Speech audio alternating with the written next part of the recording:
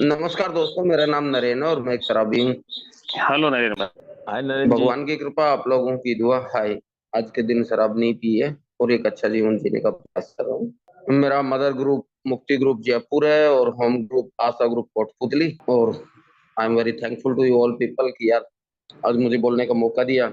अभी साथियों को जब देख रहा था मीटिंग में, प्रोमिला थी, तो मुझे भी मेरे पुराने दिन याद आ रहे थे। यार, आज का जो टॉपिक है ना, वो बड़ा मेरे दिल के करीब है कि ए में आने के बाद मुझे महसूस हुआ कि मंच तैयार है, यानी यहाँ पे सॉल्यूशन है। तो किस बात का सॉल्यूशन चाहिए था मुझे, ये जानने के लिए मुझे थोड़ा अपने अतीत में जाना पड़े। साथियों, मैं एक सामान्य परिवार में पैदा हुआ जहाँ शराब को सोशल एक्सेप्टेंस था। शादी विवाह जब भी कोई फंक्शन होता था तो शराब एक सामान्य सी चीज थी। लोग बड़े इज्जत से शराब पीते थे, मैं भी उन्हें देखता था। ऐसे ही एक अवसर पर 7-8 साल की उम्र में मुझे मेरे पापा ने एक चम्मच शराब पिलाई। ठंड का मौसम था और वो थोड़ी सी शराब पीकर मुझे पता नहीं क्यों बहुत अच्छा लगा। और अगली शाम मैं फिर से उनके पास पहुंच गया जहां मेरे पापा और मेरे मामा दोनों शराब पी रहे थे। मैंने पापा ने पूछा क्या चाहिए। मैंने कहा कि जो थोड़ी सी दवाई और दे दो, कल वाली। उन्होंने मुझे डांट दिया, कहा कि ये कोई बच्चों के पीने की चीज नहीं है। यार, मुझे बहुत बुरा लगा। उस 7 साल के नरेन ने उसी दिन डिसाइड कर लिया कि इस दवाई में क्या है, मैं इसका पता जरूर करूँ। और उसके बाद मुझे जब भी मौका मिलता, वो बची हुई जो बोतल होती लास्ट में खाली हो जाती, 2 बूंद बचती, तो मैं चोरी चोरी उसको भी पीने की कोशिश करता। थोड़ा और बड़ा हुआ तो जो पापा की रखी हुई शराब थी उसमें शराब चुरा के पीना, बाद में पानी मिला देना। इस प्रकार मैं शराब के साथ साथ जीवन में आगे बढ़ने लगा। जैसे जैसे उम्र बढ़ती चली गई, शराब पीने की जो एक्टिविटी थी वो और ज्यादा बढ़ती चली गई। ज्यादा डीपली उसमें नहीं जाऊंगा, लेकिन ना चाहते हुए भी मैं अपने ग्रुप का हीरो बन चुका था, जो सबसे ज्यादा शराब पीता था, जो कहीं भी किसी भी कंडीशन में शराब अवेलेबल कर लेता था।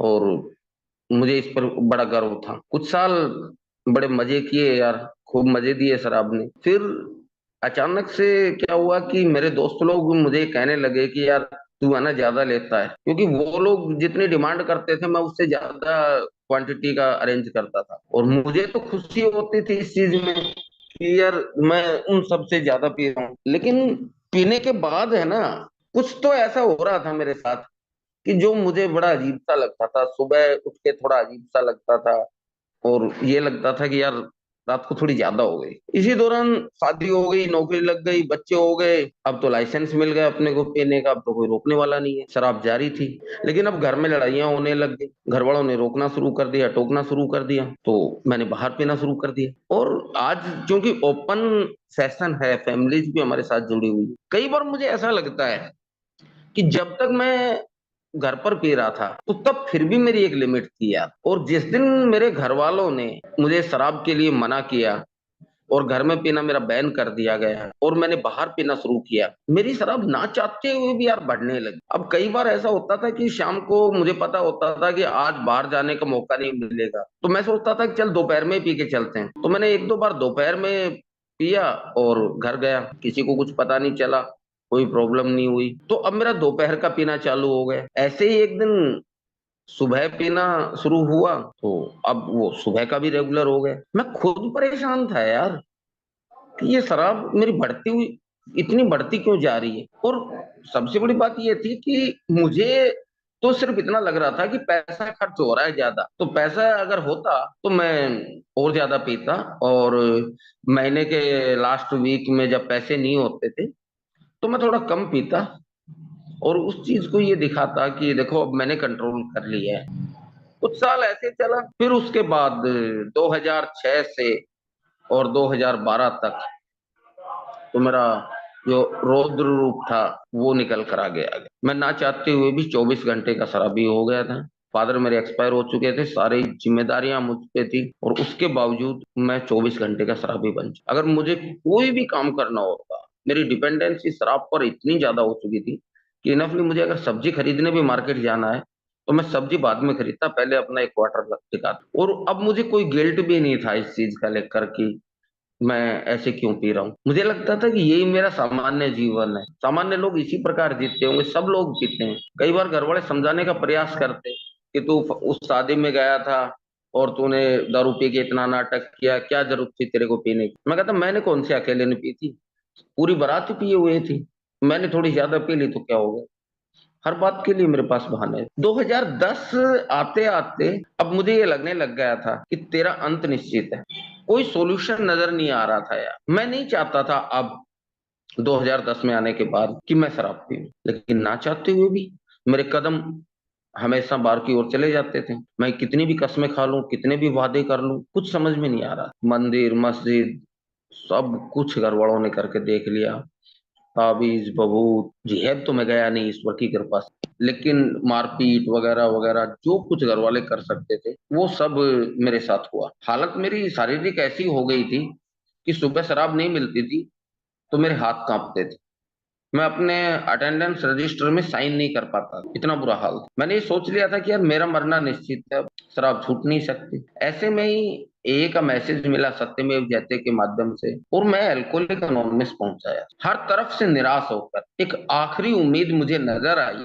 जब मैंने ये 20 क्वेश्चन सोल्व किए। उसमें मेरे लगभग 16 सवाल मेरे सही आए, तो पहली नजर में तो मैंने उनको भी रिजेक्ट कर दिया था यार कि यार ये डिजाइन ही इस प्रकार से किए गए हैं कि कोई भी इनको पढ़ेगा तो वो फांसेगा, एक आध तो सबका ठीक हो जाएगा। लेकिन शायद ईश्वर की असीम कृपा थी मेरे ऊपर कि मुझे ये रियलाइज हुआ कि यार ये तेरे लिए तो तैयार नहीं किए गए। ये दुनिया की नंबर वन जो मेडिकल यूनिवर्सिटी है, जॉन हॉपकिंस बाल्टीमोर यूनिवर्सिटी, उन्होंने इसको डिजाइन किया है, तो कुछ तो सोच समझ के किया ही होगा। एक बार इन मीटिंग्स में चलकर देख लेने में तेरा क्या जाता। हालांकि मुझे 1% भी उम्मीद नहीं थी कि मेरी शराब बंद हो जाएगी, लेकिन घर वालों का दबाव था और कुछ कहूं तो ईश्वर की असीम कृपा कि ना चाहते हुए भी मैं 22 जुलाई 2012 को एक ही मीटिंग पहुंचा। और यार ईश्वर की इतनी कृपा हुई कि वहां पहली बार में ही मुझे ये समझ में आ गया कि मैं क्यों तो गधों की तरह शराब पी रहा था और मैं क्यों शराब नहीं पी सकता। मुझे ये समझ में आ गया, मुझे पता चल गया जो हम नॉर्मली बोलते हैं कि फिजिकल मेंटल एंड स्पिरिचुअल वो डिजीज है और one day at A time से हमें चलना है। ये सारी बातें समझ में आ गई। हार्ट का प्रोग्राम मिल गया और बात करने के लिए मेंबर्स मिल गए और मीटिंग मिल गई। मेरी शराब बंद हो गई यार, क्योंकि मैंने 22 जुलाई को मीटिंग से आने के बाद पी थी आखिरी बार, तो इसलिए मैं 23 जुलाई से अपने आप को रिकवरी में मानता हूँ। अब सब कुछ अच्छा होने लगा है यार। मैं शराब को छोड़ के खुश था, जीवन अच्छा चल रहा था, लेकिन मेरे से कोई खुश नहीं था यार। मुझे बिग बुक समझ में नहीं आ रही थी, लोग प्रोग्राम की बात करते थे, स्टेप्स की बात करते थे। असलियत में तो हमारे उस समय जयपुर फेलोशिप में हम ज्यादा लोग थे ही नहीं, मुश्किल से हम 5-6 लोग होते थे, जिसमें 3 पुराने थे बाकी हम नए। और वो जो थोड़ी बहुत स्टेप वर्क की बात करते थे, बिग बुक की बात करते थे, वो मेरे सर के ऊपर से निकलते। वो बात कर शराब की बात कम करते थे वो, और शराबीपन की बात ज्यादा करते थे। और मेरी नजर में शराबीपन का मतलब था शराब पीना। मैं सोचता था कि शराब पीना मैंने बंद कर दिया है तो अब मेरा जो शराबीपन है वो भी चला जाएगा। यही मेरी भूल थी यार। एल्कोहलिक अनोनिमस का जो कार्यक्रम है वो शराब बंद कर देने का नहीं, ये है शराब को बंद रखने का है। एल्कोहलिक अनोनिमस में जो ये चैप्टर है देयर इज ए सॉल्यूशन की, यहाँ एक समाधान है। ये शराब बंद करने का समाधान नहीं, ये शराबीपन का समाधान। इस बात को समझने में मुझे लगभग 18 महीने लगे। 18 महीने के बाद मैंने जब स्पॉन्सर के साथ काम शुरू किया तो तब मेरी आंखों पर जो जाला मोतियाबिंद हो रखा था वो हटा, और तब मुझे इस कार्यक्रम की जो महानता, गहनता, गहराई, वो मुझे समझ में आने लगी। साथियों, शराब बंद करने के हजारों तरीके हैं। कोई भी सामान्य आदमी किसी भी तरह अपनी शराब बंद कर सकता है। बहुत सारे पैटर्न है, कोई जरूरी नहीं है कि आप ये मीटिंग में आओ तो ही आपकी शराब बंद हो। लेकिन शराबीपन का कहीं कोई इलाज नहीं है साथियों, सिवाय इनमें। अगर एल्कोहलिज्म का कोई सॉल्यूशन है तो वो ये 12 स्टेप प्रोग्राम है, और हमारा डॉक्टर कोई है तो वो बिग बुक है। ये बात बड़ी कठिनाई से मैं समझ पाया है यार, इतना आसान नहीं था। जब शुरुआत में बिग बुक पढ़ने की बात आती थी तो मैंने इसको नोवेल की तरह पढ़ा, और मैं कभी भी बिल की स्टोरी से आगे गया ही नहीं यार। बिल की स्टोरी तक जाते जाते मैं बोर हो जाता था और बंद कर देता था।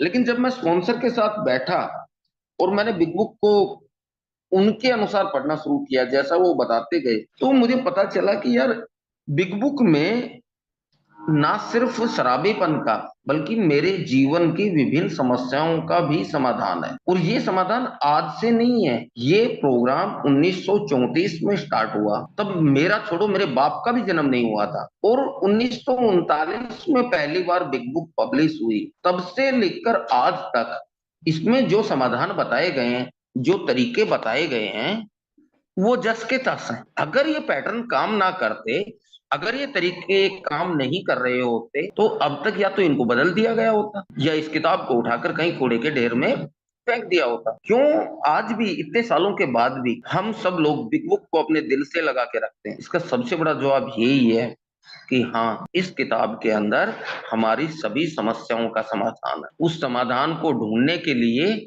हमें इस किताब के अंदर घुसना होगा। और ऐसा नहीं है कि यार मैं अकेला घुस जाऊंगा। इस किताब में बहुत सारी वो सुरंगें बनी हुई हैं, मैं कहीं भी जाकर कहीं भी भटक सकता हूँ। तो इस रास्ते पर चलने के लिए मुझे एक ऐसा साथी चाहिए जो पहले से इन रास्तों को जानता हो, जो इन रास्तों पर पहले चल चुका हो। तभी मैं इस किताब को समझ सकता हूँ और इसके अनुसार जीने का प्रयास कर सकता हूँ। साथियों, मुझे अनोनिमिटी ब्रेक करने में कोई वो ऐतराज नहीं है। मैं व्यवसाय से एक अध्यापक हूँ और मैंने बहुत सारी स्टडी अपनी सेल्फ स्टडी के रूप में की है। तो मुझे लगता था कि यार एक किताब ही तो पढ़नी है यार, इसमें स्पॉन्सर की कहाँ जरूरत पड़ेगी, इसमें मार्गदर्शन कहाँ चाहिए यार, मैं अपना खुद पढ़ लूंगा। और जो मैंने अभी एग्जाम्पल दिया, मैं जितना अकेला पढ़ता गया बिग बुक, उतना ही यह मेरे से दूर होती चली गई है यार। मैं समझकर भी चीजों को समझ नहीं पा रहा था। बहुत अच्छे से ये किताब मुझे समझाती है कि ये सिर्फ मेरे लिए काम नहीं करती है, ये सबके लिए काम करती है। जब ये चैप्टर मैं खोलता हूँ तो मेरी नजर जाती है, कितना स्ट्रिक्टली लिखा है कि कैसे कैसे लोगों पर इस प्रोग्राम ने काम किया है। बिग बुक स्पष्ट कहती है कि इस संस्था में देश के सभी वर्ग और व्यवसायों के साथ साथ कई राजनीतिक, आर्थिक, सामाजिक और धार्मिक पृष्ठभूमि का प्रतिनिधित्व हुआ है। हम वे लोग हैं जो सामान्यतः दूसरों से जल्दी घुलते मिलते नहीं है। मैं भी शराब पीने वालों को छोड़कर किसी के साथ दोस्ती नहीं करता था। और यहाँ ए में भी मैंने देखा कि कोई डॉक्टर आ रहा है, कोई वकील आ रहा है, कोई पुलिस वाला आ रहा है, कोई रिक्शा चालक आ रहा है, कोई मेरे जैसा टीचर आ रहा है, तो कोई स्टूडेंट आ रहा है, और सब एक दूसरे के साथ इतना घुलते मिलते हैं।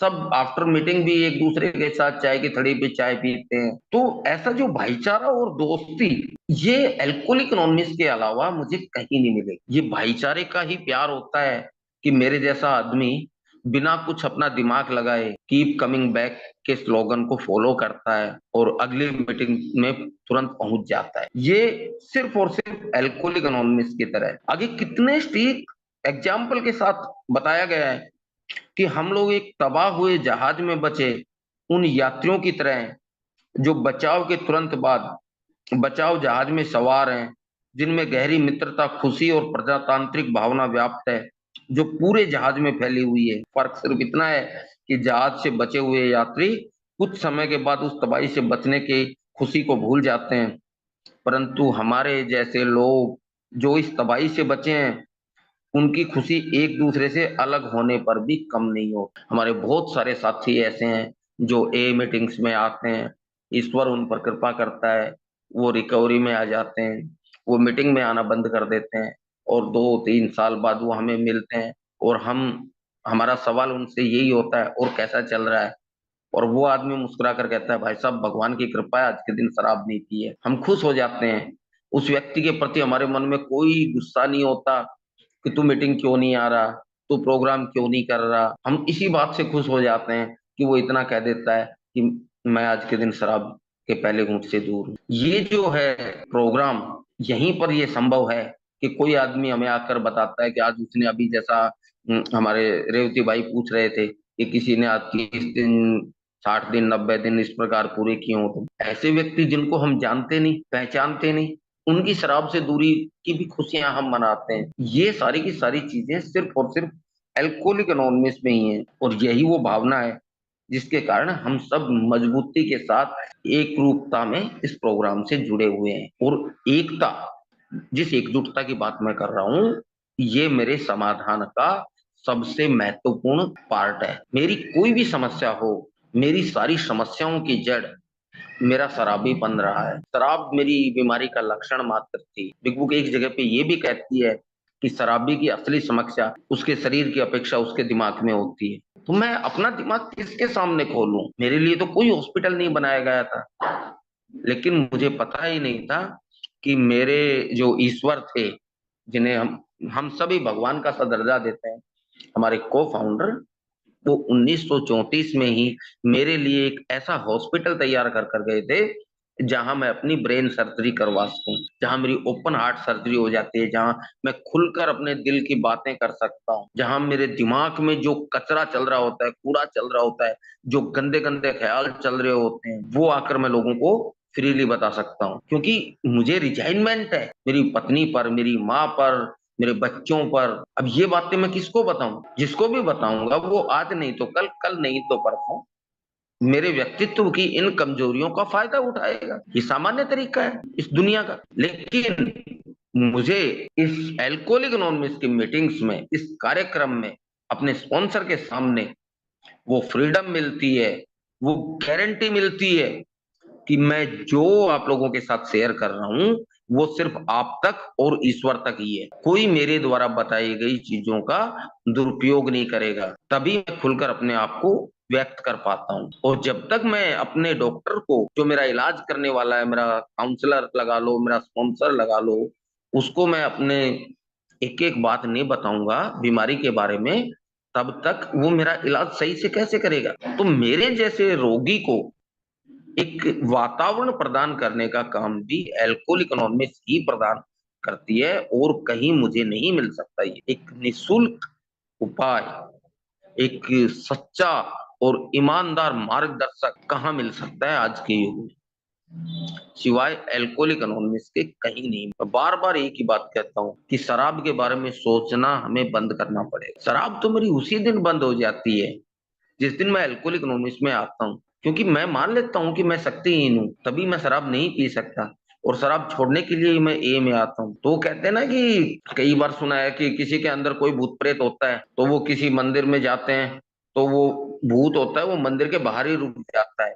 नेगेटिव शक्तियां, नकारात्मक जो ताकतें होती हैं, वो उस जगह पर प्रवेश नहीं करती जहां पर सकारात्मक वातावरण होता है। तो मैं जब ए मीटिंग में जाता हूँ तो मेरी शराब तो वहीं बाहर रह जाती है, लेकिन जो मेरे दिमाग के अंदर शराब बैठी रहती है वो मुझे वहां बैठे बैठे भी परेशान करती है, और उसी का समाधान ढूंढने के लिए मुझे बार बार यहाँ पर आना पड़ेगा। तो साथियों, वो समाधान अगर आपको चाहिए तो आपको बिग बुक में ही मिलेगा, और उसका जो एग्जाम्पल्स है वो आपको हमारी मीटिंग्स हैं वो हमें दर्शाती हैं कि जिन जिन साथियों ने अपने आप इस प्रोग्राम को करने का प्रयास किया उनका परिणाम कुछ अच्छा नहीं रहा। अब ये बात आती है कि इस प्रोग्राम को समाधान की फीस क्या लगेगी? भाई कोई भी डॉक्टर है वो पैसे तो लेगा ना। अब मेरा इलाज करेगा तो बदले में कुछ तो चार्ज करेगा। अल्कोहलिक एनोनिमस का प्रोग्राम भी मेरे से फीस लेता है। फीस में वो मेरे से तीन चीजें मांगता है: honesty, open mindness and willingness. ईमानदारी, इच्छा, खुलापन और इच्छुकता सॉरी। और बिग बुक हमें स्पष्ट बताती है कि इन तीनों के अलावा, सॉरी, इन तीनों के बिना इस कार्यक्रम में आपका काम नहीं चलेगा, ये अनिवार्य है। तो मुझे स्टेज मिल गया है, मुझे डॉक्टर मिल गया है, मुझे हॉस्पिटल मिल गया है, मुझे दवाइयों का पता लग गया है, तो अब क्या दिक्कत आ रही है समाधान में? रोज मीटिंग जा रहा हूँ, शराब भी नहीं पी रहा, फिर भी घर में लड़ाई झगड़े हो रहे हैं, स्पॉन्सर भी ले लिया है, बिग बुक भी पढ़ रहा हूँ, स्टेप्स भी कर रहा हूँ, तो फिर दिक्कत क्या है? दिक्कत आती है यहीं पर कि मुझे अपने अंदर झांक कर देखना पड़ेगा कि ये जो HOW बताया गया है मुझे, कि मेरी ईमानदारी कितनी है खुद के प्रति और प्रोग्राम के प्रति। मैं आज के दिन शराब नहीं पीता हूँ, यहाँ मैं 100% हो जाता हूँ। मुझे नहीं पीनी आज के दिन, हार्ट का पालन करना है, सारी बातों का मुझे पता है। हाउ एनी कंडीशन में आज के दिन शराब नहीं पीता, ये हमारा यहाँ पर आई एम 100% ऑनेस्ट। बट जो शराबीपन के विचार हैं उनके बारे में क्या? मेरे जो एटीट्यूड, मेरा बिहेवियर, उनके बारे में क्या? वहां मेरी ईमानदारी जितनी प्रतिशत कम रहेगी उतना ही ये प्रोग्राम मेरे ऊपर उतना ही कम काम करेगा। समाधान तो है, आपके पास है। Action is the magic word. सारी दवाइयां आपको दे दी, उठाकर मुंह में तो आपको डालनी है। अब आपकी जगह पर या मेरी जगह पर स्पॉन्सर तो दवाइयां खाएगा नहीं ना। स्पॉन्सर तो पूरी ईमानदारी के साथ अपना काम कर रहे हैं। आप जो उसके साथ बताएंगे वो तो उसी के अनुसार आपको बताएगा ना कि आप कहां पर गलत थे। लेकिन मैं, मेरे जैसा शराबी इतना शातिर होता है कि स्पॉन्सर को भी चूना लगाता है और बाद में खुद को रगड़ा लग जाता है। फिर बाद में स्पॉन्सर का दोष आ जाता है, प्रोग्राम का दोष कि ये प्रोग्राम काम नहीं करता है। There is no solution. तो 12 साल का जो मेरा अनुभव है, भगवान की कृपा रही तो जुलाई में 12 साल हो जाएंगे। 12 साल में मैंने ऐसे बहुत सारे साथियों को देखा है कि जो अपना भगवान खुद बनने की कोशिश करते रहे और अपने स्पॉन्सर को भी मिसगाइड करते रहे, और हर पल वो उस लाइन को प्रमाणित करते रहे कि जो लोग अपने प्रति ईमानदार होने के अयोग्य होते हैं उन पर ये प्रोग्राम काम नहीं। मैं बहुत शुक्रगुजार हूँ साथियों कि मुझे इनिशियल स्पॉन्सर भी बहुत अच्छा मिला, और स्पॉन्सर तो मेरे हैं ही बहुत बढ़िया, कि मुझे कुछ एक चीजें बहुत सिंपल तरीके से समझाई गई। एक स्लोगन बोलते थे, स्लोगन ही है या ओल्ड टाइमर का डायलॉग था कि तुम इन कमरों में जूते चप्पल लेकर आ सकते हो, अपना दिमाग मत लेके आओ। क्योंकि मेरा दिमाग ये बताता है कि अच्छा ये बेवड़े बताएंगे तेरे को सॉल्यूशन। 100 बेवड़ों ने मिलकर एक किताब लिखी है। ऐसा कभी होता है क्या? किताब लिखने वाले एक एक लेखक होता है किसी एक किताब का, ज्यादा से ज्यादा 2 लोग मिलकर किताब लिख देते हैं। ये लोग कह रहे हैं कि पहले 100 लोगों ने मिलकर लिखी। अब 100 लोगों ने मिलकर लिखी है तो कुछ ना गचड़ पचड़ किया ही होगा, इसमें छोड़ यार, अपने काम के लिए। मेरा दिमाग ये समझाता है, मेरे स्पॉन्सर कहता है कि अपना दिमाग यूज नहीं करना। मैं कहता हूँ कि तुझे क्या पता मेरी सिचुएशन का। तो जब तक मैं अपना दिमाग लगाता रहा मुझे कोई सफलता नहीं मिली भाई। ऑनेस्टी ना सिर्फ अपने प्रति, बल्कि जब मैं प्रोग्राम कर रहा होता हूँ और मुझे समस्याओं का समाधान चाहिए तो मुझे उस समस्या को 100% अपने स्पॉन्सर के साथ, अपने फेलो मेंबर्स के साथ शेयर करना, तभी तो बिग बुक मुझे अपना समाधान दे पाती है। अगर वहां भी मैं आधे अधूरे प्रयास करता हूँ कि मैं सिर्फ स्पॉन्सर को अपना उजला पक्ष बताता हूँ तो मैं समाधान से दूर रह जाता। मैंने शुरुआत में किया इस प्रकार से, तो उसके दुष्परिणाम भी भुगतने पड़े कि रोज प्रार्थना कर रहा हूँ फिर भी काम नहीं हो रहा है। फिर काहे यार तुम बताते हो कि हर चीज का समाधान है। और आज तो मुझे ऐसा लगता है कि जीवन की कोई ऐसी समस्या है ही नहीं जिसका जो समाधान है वो अपने प्रोग्राम में ना हो, बुक में ना हो। सिर्फ आपको चाहिए एक विजन, आपका दृष्टिकोण, आपका पॉजिटिव एटीट्यूड, चीजों को अपने नजरिए से ना देखकर एक दूसरे नजरिए से देखना। ये मुझे ये कार्यक्रम बताता है। मैं तो किसी के बोलने से पहले उसकी बातें समझ जाता था। हाँ हाँ मुझे पता है तुम यार ये बोलोगे, तुम नहीं जानते यार, मैं सब जानता हूं, मुझे पता है और मुझे ऐसा लगा। ये जो चीजें हैं ये मुझे बर्बादी की ओर ले जाती। आपके साथ बात करने पर, आपके साथ मीटिंग में आने पर, स्पॉन्सर से के साथ काम करने पर, बिग बुक पढ़ने पर मुझे क्लियरली समझ में आई कि यार असली समस्या क्या है। यार हंसी आती है एक छोटी सी बात जो बहुत सुंदर शब्दों में हमारे बिग बुक ने बताया मैं, कि सेल्फ सेंटर्डनेस, स्वार्थीपन, आत्म केंद्रितता,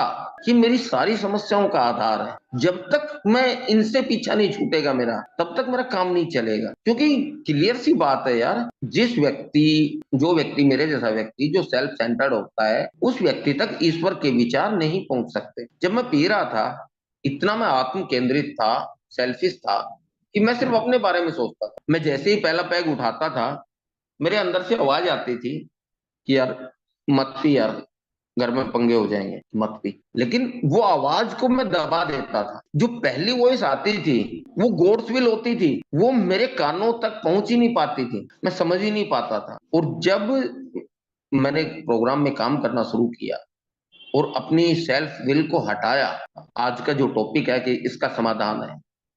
समाधान मेरी बीमारियों की जड़ मेरा सेल्फ सेंटर्ड होना, मेरा सेल्फिश होना, और समाधान सेल्फ विल से गॉड्स विल की ओर जाना। जैसे ही मैंने अपना जीवन ईश्वर को सौंपना शुरू किया साथियों, मेरे जीवन में बदलाव होने लगे। 23 जुलाई 2012 की वो सुबह मैं शायद कभी नहीं भूल पाऊंगा। जिस दिन मैंने सुबह उठते ही चारपाई पर लेटे लेटे ईश्वर से ये कहा कि हे भगवान, मुझे आज के दिन शराब से बच। वो पहला मेरा प्रयास था अपनी इच्छा की बजाय अपनी इच्छा ईश्वर को सौंपना, और भगवान ने यार बचाया। मैंने कोई उस दिन पूजा पाठ नहीं किया था, कोई नारियल नहीं चढ़ाया था, कोई धागा वागा नहीं बांधा था। सिंपल एक बात मैंने ईश्वर को सौंपी और ईश्वर ने उसको संभाला। यहां पहली बार मेरे और ईश्वर के जो संबंध थे उनमें एक विश्वास का निर्माण होने लगा। मुझे यकीन आने लगा कि हाँ यार, ये प्रोग्राम काम करता है। अभी जैसा मैंने शुरुआत में बताया कि इसी पैटर्न पर चलते चलते मैंने 3-4 महीने निकाले। फिर जब जीवन की दूसरी समस्याएं मेरे सामने आने लगी, मैं फिर से अपनी चलाने लगा कि यार मैं शराब के मामले में तो अपनी इच्छा ईश्वर को सौंप चुका हूं, लेकिन मेरे ऑफिस के, मेरे घर के, मेरे व्यक्तिगत जो भी मामले हैं, अब उनमें तुम्हारा ईश्वर क्या करेगा? तो मेरे इनिशियल स्पॉन्सर ने कहा कि तू करके देख ले। मैंने कहा करना तो मुझे ही है। साथियों, मैं जो प्रयास कर सकता था, जो मैं कोशिश कर सकता था, मैं करके थक गया, बिल्कुल थक गया, एकदम निराश हो गया। फिर मैंने अपने स्पॉन्सर को फोन किया कि यार कुछ भी नहीं हो रहा है, बताओ मैं क्या। और कर लिया तूने? अपनी चला के देख ली? मैंने कहा हाँ, चला के देख ली। बोला कोई बात नहीं, अब सब ईश्वर पे छोड़ दे, प्रार्थना कर, भगवान सब ठीक करेगा। लिटरली उस दिन मैंने यार तीसरे कदम की जो प्रार्थना की, घुटनों के बल जाके की, और लगभग 40-45 मिनट बाद ही यार मुझे चमत्कार का अनुभव हुआ। जो मेरी समस्या पिछले 3-4 महीनों से अटकी पड़ी थी, वो अचानक से सोल्व हो। ये मेरे लिए किसी चमत्कार से कम नहीं था यार। उस दिन मेरी आंखें खुल गई कि सच में यार, जब मैं चीजों को ईश्वर पे छोड़ता हूँ, अपनी इच्छा का पालन ना करके ईश्वर की इच्छा पर चलता हूँ, तो मेरा जीवन आसान होने लगा। हम इस चैप्टर को जब भी पढ़ते हैं, देयर इज ए सॉल्यूशन, तो जनरली मैं तो इसको स्किप कर देता था कि इस शराब बंद करने के समाधान। लेकिन जब हम इसको डीपली पढ़ते हैं तब मुझे पता चलता है कि इसमें किस किस चीजों का समाधान है। साथियों, ज्यादा बस समय हो रहा है, मैं यही कहना चाहूंगा, फैमिली के लोग भी जुड़े हुए हैं, कि शराबीपन का अगर कहीं कोई समाधान है तो वो ये 12 कदमों का कार्यक्रम। ये 12 कदम काम करते हैं। इस बात की गवाह सिर्फ एल्कोहलिक एनोनिमस नहीं है, हमारी एल एनोन की बहनें भी इस बात की गवाह हैं, हमारे वो नन्हे मुन्ने एल्टीन के बच्चे भी इस बात के गवाह हैं कि हाँ, यहाँ पे समाधान है। यहाँ सिर्फ एक शराबी का समाधान नहीं है, उसके बीवी बच्चों, उसके मित्रों, परिजनों, और बहुत सारे जो दूसरे नशों से ग्रस्त हैं हमारे साथी, बहुत सारी फेलोशिप्स हैं, उन सब का अगर पैटर्न है काम करने का, तो वो ये 12 कदमों का प्रोग्राम। तो समाधान आपका शराब बंद करना नहीं है, समाधान आपका इन 12 कदमों पर एक स्पॉन्सर के साथ जीवन जीने का है। मैं शुक्रगुजार हूँ ईश्वर का, जिसने मुझे ये प्रोग्राम दिया, एक इतना समझदार अनुभवी स्पॉन्सर दिया, और उससे भी ज्यादा मैं ईश्वर का आभारी हूँ कि मुझे ऐसे ऐसे स्पॉन्सर दिए जिनके साथ में इस कार्यक्रम को मैं बार बार कर पाता हूँ। क्योंकि ये समाधान मुझे एक दिन के लिए नहीं चाहिए, एक एक दिन के हिसाब से रोज चाहिए। ये नहीं है कि एक बार मुझे समाधान मिल गया तो मेरी बीमारी कट गई। जो दवाई मुझे किसी ने फ्री में दी थी, वो ही दवा मुझे किसी दूसरे बीमार व्यक्ति को फ्री में बांटनी है, और जब तक मैं बांटता रहूंगा तब तक मैं ठीक रहूंगा, और जितना मैं बांटूंगा उतना ही मैं अपने आप को हेल्दी महसूस करता हूं। तो मैं शुक्रगुजार हूं मेरे स्पॉन्सर्स का भी, जिनके साथ काम करने पर मैं हर बार अपने आप को नया और ऊर्जावान महसूस करता हूं। और पिंक सिटी ऑनलाइन ग्रुप के जितने भी जो हमारे मेंबर्स हैं, मैं उन सब का आभारी हूँ, जिन्होंने मुझे आज बोलने का मौका दिया, मेरे अनुभव सुने। कुछ गलती हुई हो तो उसके लिए प्लीज माफ करें। Thank you.